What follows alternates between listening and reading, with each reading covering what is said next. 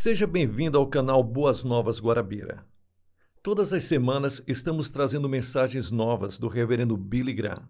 Veja se você já está inscrito no canal, dê um like e abençoe esse canal com qualquer valor que Deus colocar no seu coração.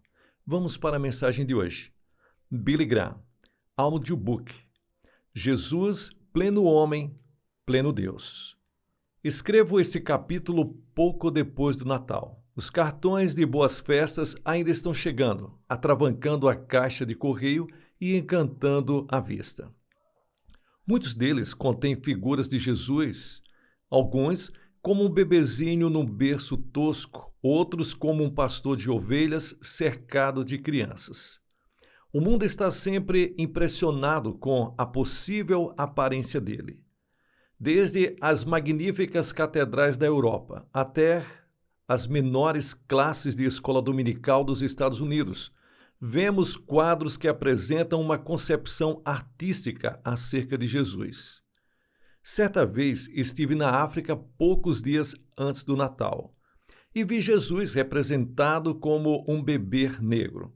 No ano passado estivemos no Oriente durante as festas natalinas e o vimos representado como um oriental. Qual é a imagem que o mundo tem de Jesus Cristo? Alguns o visualizam como um homem claro, de olhos azuis, com um sorriso brando, cabeça encimada por um hétero halo de luz. Nos Estados Unidos, o novo e popular Jesus é um tipo simpático e viril, com um charme robusto e muito atraente. É possível que Jesus se parecesse com um homem do Oriente Médio, de pele queimada? Na verdade, não sabemos. E está certo que não saibamos como eram seus traços físicos, pois hoje ele pertence ao mundo. Não importa a imagem física que fazemos dele. Jesus Cristo não tem um retrato mais forte que o da Bíblia. É o retrato de um homem que é Deus. O fato de que Jesus Cristo é Deus constitui o ponto central de todas as crenças. É o fundamento do cristianismo. É como o modo mais prático de derrubar qualquer edifício é destruir ou enfraquecer suas bases. Os homens têm sempre tentado contestar, ignorar ou zombar das alegações de Cristo quanto à sua divindade. Entretanto, nossa esperança de sermos redimidos do pecado depende da divindade de Cristo. Quem é Jesus? Quem é Ele? Jesus é singular sob todos os aspectos. Sabemos que Jesus existiu. Ele foi uma pessoa que ficou na história, mas também é um homem que pertence a todos os tempos e épocas. Tácito, talvez o maior historiador romano nascido no primeiro século, faz referência a Jesus Cristo. Joséfo, um historiador nascido em 37 a.C., relata sua crucificação. Um teólogo contemporâneo diz que a última edição da Enciclopédia Britânica emprega 20.000 palavras para descrever essa pessoa, Jesus. A descrição dele ocupou mais espaço que o dedicado a Aristóteles, Cícero, Alexandre, Júlio César, Buda, Confúcio, Maomé ou Napoleão Bonaparte. Rousseau disse o seguinte: inventar uma vida como a de Cristo teria sido um milagre bem maior que a própria vida dele em si. Jesus viveu, ensinou e morreu na Terra numa pequena região do Oriente Médio, cuja maior parte se encontra em território de Israel.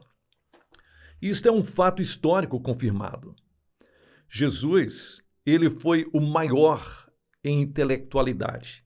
Muitos homens têm sido admirados pela capacidade intelectual que demonstram e muitos têm recebido honrarias pela mesma razão, mas nenhum deles possui um intelecto tão incisivo como o de Jesus.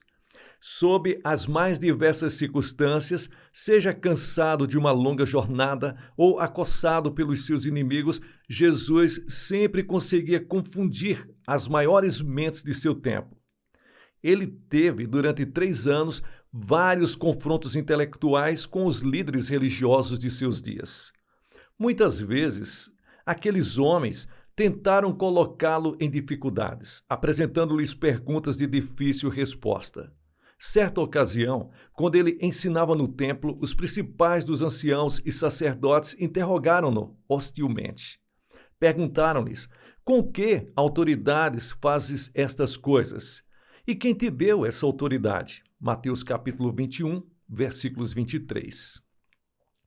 Ali estavam homens que tinham o controle de todo o ensino religioso, e esse Jesus, um carpinteiro de Nazaré, que não era pupilo deles, estava ensinando em seu território. Imaginemos o que aconteceria em um de nossos mais iminentes seminários se um zelador subisse na plataforma e passasse a instruir os alunos e os professores. Jesus respondeu à pergunta das autoridades religiosas, fazendo-lhes outra pergunta. Também quero fazer-lhes uma pergunta, e se me responderem, eu lhes direi com que autoridade faço estas coisas. O batismo de João era de origem do céu ou dos homens? Ora, João Batista também não fora ordenado por eles, e instruíra seus seguidores a que obedecessem a Jesus. Os líderes religiosos acharam-se no impasse. Sabiam que, se dissessem do céu, Jesus poderia retrucar: então, por que vocês não creram nele?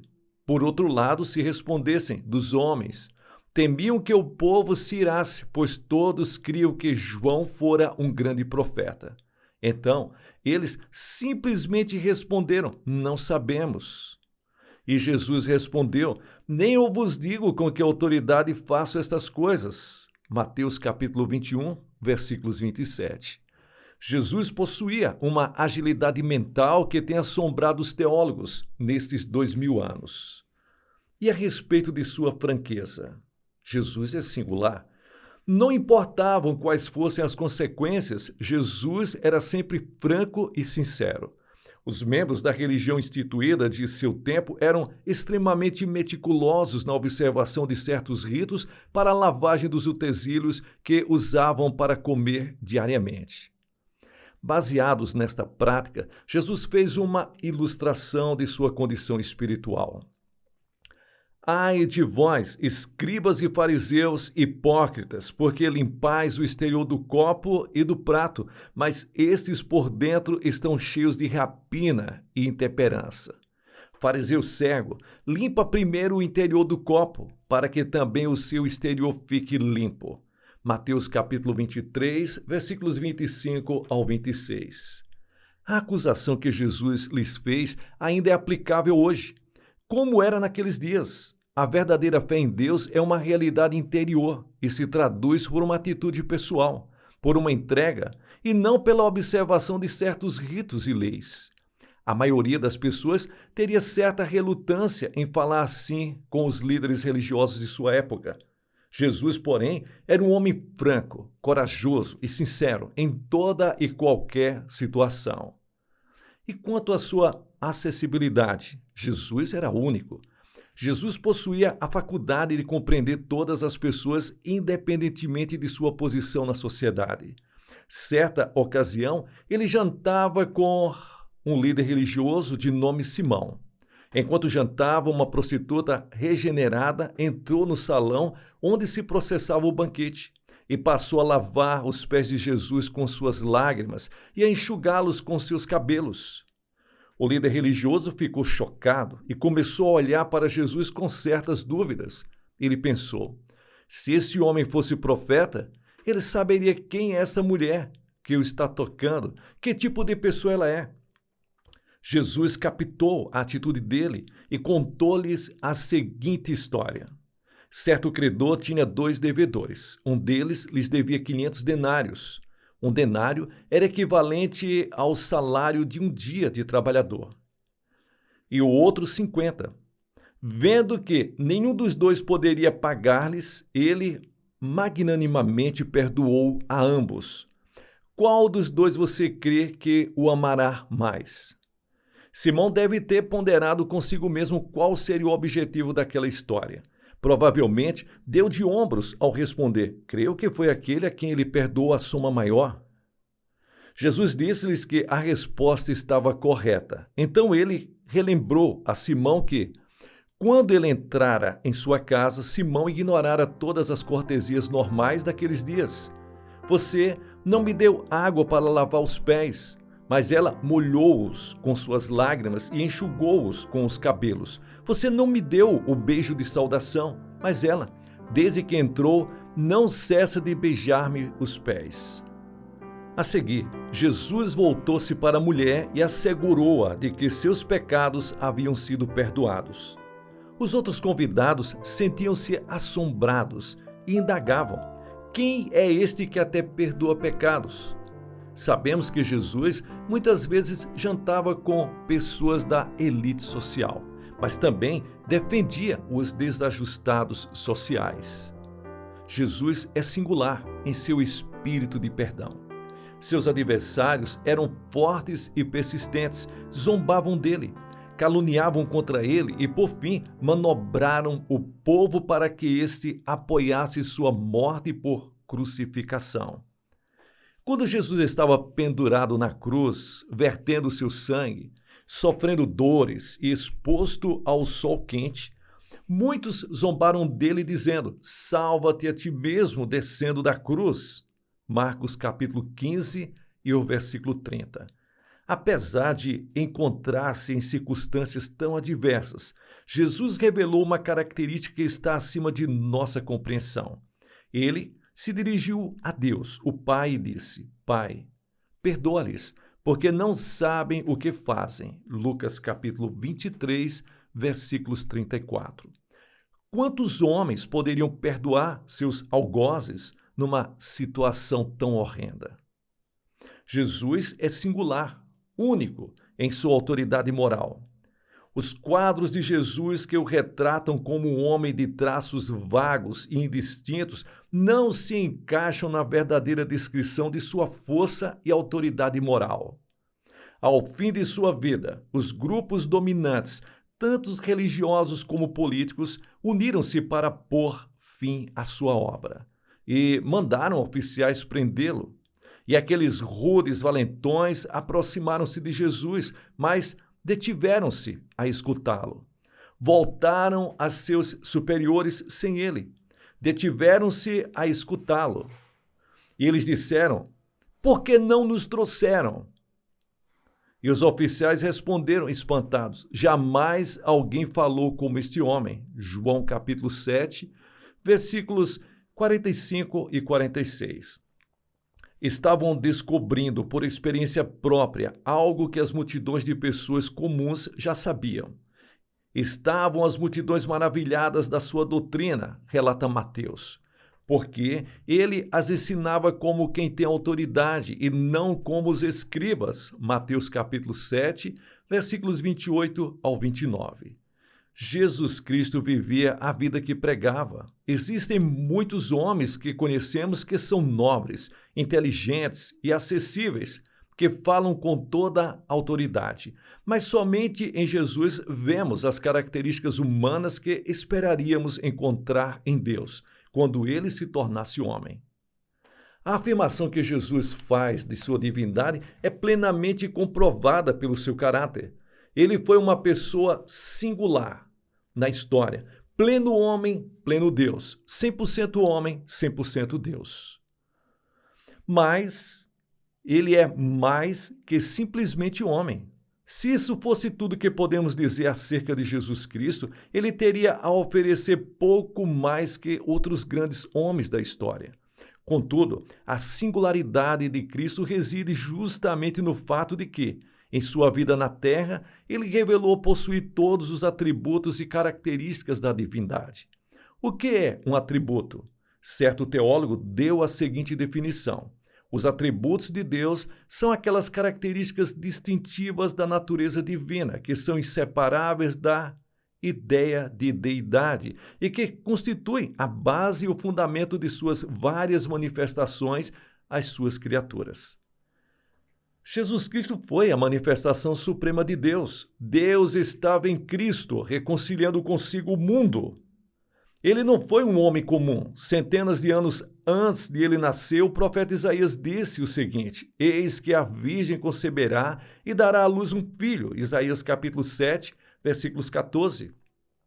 Nenhum outro homem em toda a história pode dizer que nasceu de uma virgem. As Escrituras ensinam que ele não teve pai humano. Se tivesse tido, teria herdado os pecados e enfermidades que todos os homens têm, já que o que é nascido da carne é carne. João capítulo 3 e o versículo 6. Mas, como ele não foi concebido por meios naturais e sim pelo Espírito Santo, ele se destaca como o único homem que saíra puro das mãos de Deus. Ele podia levantar-se perante seus contemporâneos e dizer: quem de vocês pode verdadeiramente me acusar de um pecado sequer? João capítulo 8, versículos 46. Ele foi o único homem, desde Adão, que poderia dizer: eu sou puro. Se sondarmos nossa mente, teremos que reconhecer que existem mistérios acerca da encarnação de Cristo que nenhum de nós jamais poderá entender. Aliás, Paulo fala de Deus manifesto na carne como um mistério. 1 Timóteo capítulo 3, versículos 16. O apóstolo Paulo deu explicações acerca do homem-Deus em outra epístola. Tende em vós o mesmo sentimento que houve também em Cristo Jesus, pois ele, subsistindo em forma de Deus, não o julgou como usurpação a ser igual a Deus. Antes, a si mesmo se esvaziou, assumindo a forma de servo, tornando-se em semelhança de homens. Filipenses capítulo 2, versículos 5 ao 7. Primeiramente, Deus é santo. Esta é uma característica divina que Jesus Cristo possuía e que se constitui o centro de toda a fé cristã. O que significa santidade? Esse termo é usado com relação a pessoas, lugares e às vezes até a circunstâncias. Entretanto, essa palavra tão comum, que muitas vezes é mal aplicada e mal compreendida, significa pureza autoafirmativa. Nenhum ser humano, agora e nunca, poderá possuir a santidade pura e a perfeição moral. No Velho Testamento, há uma descrição de Deus que diz que ele é benigno em todas as suas obras. Salmos 145, versículo 17. O profeta Isaías, ao ter uma visão do Senhor, exclama: Santo, Santo, Santo é o Senhor dos Exércitos. Isaías capítulo 6, versículos 3. No Novo Testamento, esse atributo singular é aplicado a Jesus Cristo, a criança santa, o homem imaculado. Portanto, Jesus Cristo possui essas características que somente Deus poderia possuir. Em segundo lugar, Deus também é justo. A fim de preservar sua santidade, ele precisa exercer a justiça. Como o pecado é uma ofensa a Deus, o princípio da justiça de Deus é de vital importância ao equilíbrio do universo, assim como toda nação deve ter certas leis e regulamentações para sobreviver. Mas, diversamente do governo humano, que aplica a justiça apenas de maneiras que interessam aos governantes e chefes de governo, a justiça de Deus é pura e ele nunca comete erros. Jesus Cristo era justo. Durante sua existência terrena, Jesus revelou possuir esta característica quando expulsou os arruaceiros do templo com um chicote. Dele também se diz que é fiel e justo para nos perdoar os pecados. Quando ele morreu por nossos pecados, era o justo, morrendo pelos pecadores. Em terceiro lugar, Deus é misericordioso. Essa característica de Deus foi vista em Jesus durante toda a sua vida. Quando a mulher adúltera foi trazida perante as autoridades e condenada ao apedrejamento, Jesus defendeu-a, dizendo: aquele que dentre vós estiver sem pecado, seja o primeiro que lhes atire pedra. Seus acusadores retiraram-se envergonhados. Jesus Cristo, exercendo a misericórdia divina, disse-lhe que fosse embora e não pecasse mais. O amor, a misericórdia e a compaixão de Jesus são revelados várias e várias vezes durante seu ministério público. No primeiro sermão que Jesus entregou em sua cidade, Nazaré, ele citou o profeta Isaías: o Espírito do Senhor está sobre mim, pelo que me ungiu para evangelizar os pobres, Enviou-me para proclamar libertação aos cativos e restauração da vista aos cegos, para pôr em liberdade os oprimidos e apregoar o ano aceitável do Senhor. Lucas capítulo 4, versículos 18 e 19. Em quarto lugar, Deus é amor. Os primeiros cânticos que as crianças aprendem quando são ainda bem pequenas e nem conseguem entoar melodias falam acerca do amor de Deus. Uma criança pode entender o amor de Deus, mas a profundidade dele é tão infinita que nem os adultos podem fazer uma ideia dela. O amor de Deus é resultante de sua santidade, justiça e misericórdia. Sendo um Deus santo, ele odeia o pecado e não pode ter comunhão com o pecado. E como a Bíblia nos diz que a alma que pecar deve morrer, vemos que nossa separação de Deus é consequência do pecado. Entretanto, como Deus também é misericordioso, ele anseia salvar o pecador culpado e precisa então prover um substituto que satisfaça sua própria justiça. E ele nos oferece esse substituto na pessoa de Jesus Cristo. Porque Deus amou o mundo de tal maneira que deu o seu Filho unigênito para que todo aquele que nele crê não pereça, mas tenha a vida eterna. João capítulo 3 e o versículo 16. Deus e Jesus Cristo são o mesmo. Em quinto lugar, Jesus Cristo possuía os três oni de Deus.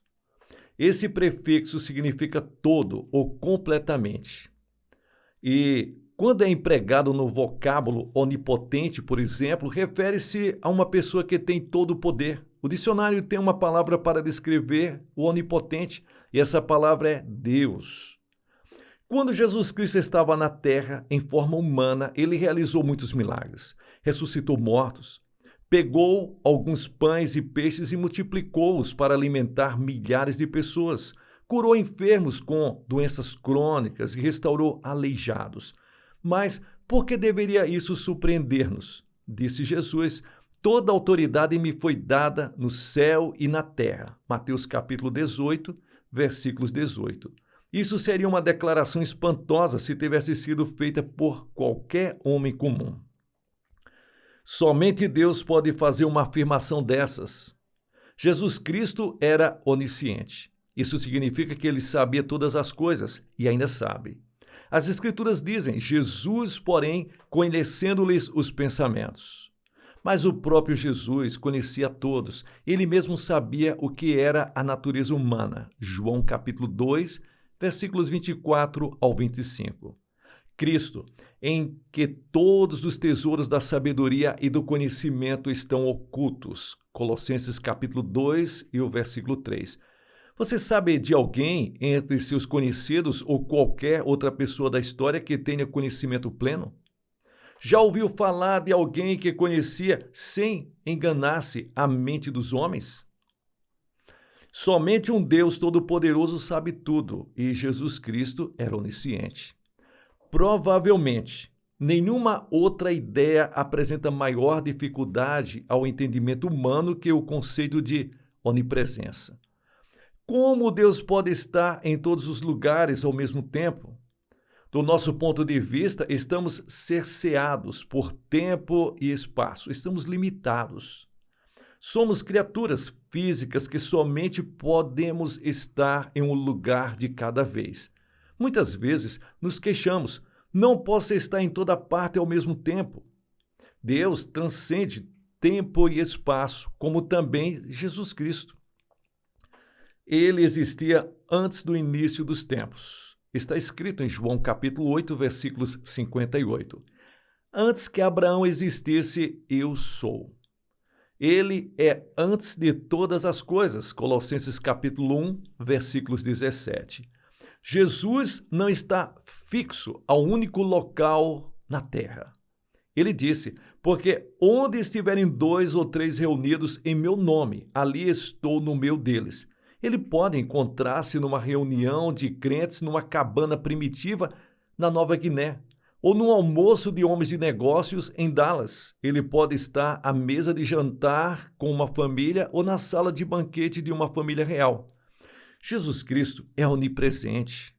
Jesus Cristo declarou ser Deus. Ele disse: eu e o Pai somos um. João capítulo 10, versículos 30. E também: e quem me vê a mim, vê aquele que me enviou. João capítulo 12, versículos 45. Quando ele falou aos líderes religiosos de seu tempo, deixou bem claro quem ele era. Eu testifico de mim mesmo, e o Pai que me enviou também testifica de mim. João capítulo 8, versículos 18. Alguns membros da hierarquia da igreja local lhes indagaram: onde está teu pai? A quem Jesus respondeu: não me conheceis a mim nem a meu pai. Se conhecesses a mim, também conhecerias a meu pai. João capítulo 8, versículos 19. Cristo apresenta-se como tendo sido enviado por Deus e como não sendo deste mundo. Ele se declara ser a luz do mundo, o caminho, a verdade e a vida, e a ressurreição e a vida. Ele promete vida eterna a todos os que nele crerem como Senhor e Salvador. Diante de todas essas declarações de Jesus Cristo, você agora está diante de uma decisão vital. O que você fará de Jesus? A pergunta é: quem você pensa que Jesus Cristo seja? Se ele não é quem se declara ser, ou é um enganador ou um ególatra. Não podemos nos contentar com uma resposta contemporizante e dizer que ele era um homem bom ou aplicarmos a ele uma forma de bajulação, superastro. Ele próprio elimina a possibilidade de uma resposta neutra. Ou temos que acreditar que ele era um lunático e mentiroso, ou então temos que declarar que ele é Deus e Senhor. À luz das evidências escriturísticas e do fato da ressurreição, a única conclusão lógica possível é a de que ele é Deus, digno de nossa adoração e confiança. Quando resolvo tornar-me cristão, estou tomando uma decisão a respeito da identidade de Cristo. Confiar nele significa ser crente nele e resulta em estar verdadeiramente vivo. Saindo de um deserto particular, como aconteceu com esse casal, você também pode mudar de vida. Nós ouvimos contar de um jovem casal que ficou separado durante a Segunda Grande Guerra. Enquanto o marido estava no campo de batalha, a esposa deu à luz uma filhinha. Os meses se passaram e a esposa conservava sempre um grande retrato do marido sobre a mesa, a escrivaninha, para que a menina pudesse saber como era seu pai enquanto crescia. Ela aprendeu a dizer papai, associando a palavra ao retrato. Finalmente chegou o dia em que o pai regressou da guerra. Toda a família se reuniu para ver qual seria a reação da garota quando visse o pai pela primeira vez. Imagina-se o desapontamento de todos quando ela revelou não se interessar absolutamente por ele. Em vez disso, ela correu, pegou a fotografia sobre a mesa e disse: esse é o meu pai verdadeiro. E a cada dia aquelas pessoas tinham que limpar as lágrimas ao ver o jovem pai colocar-se de joelhos e procurar comunicar-se com a filhinha, explicando-lhes da forma mais simples possível que ele era o pai verdadeiro. Mas todas as vezes ela abanava a cabeça, corria para o retrato e dizia: meu pai é esse aqui. Essa situação durou algum tempo, mas certo dia alguma coisa aconteceu. E a menina ficou a olhar a fotografia e depois ia e olhava o pai, examinando o seu rosto atentamente. Voltava a fotografia, olhava e olhava o pai. Os familiares retiveram fôlego na expectativa. Afinal, após várias idas e vindas, o rostinho dela iluminou-se e a criança exclamou animadamente: os dois são o mesmo papai. Da mesma forma somos nós. Nós precisamos conhecer a Deus como Ele é, em toda a sua plenitude, 100% homem, 100% Deus. Jesus é Deus. Que Deus abençoe você ricamente. Foi muito bom estar com você. Veja se você já está inscrito no canal, dê o seu like e abençoe com qualquer valor que Deus colocar no seu coração para que possamos fazer mais e melhor. Que Deus te abençoe ricamente.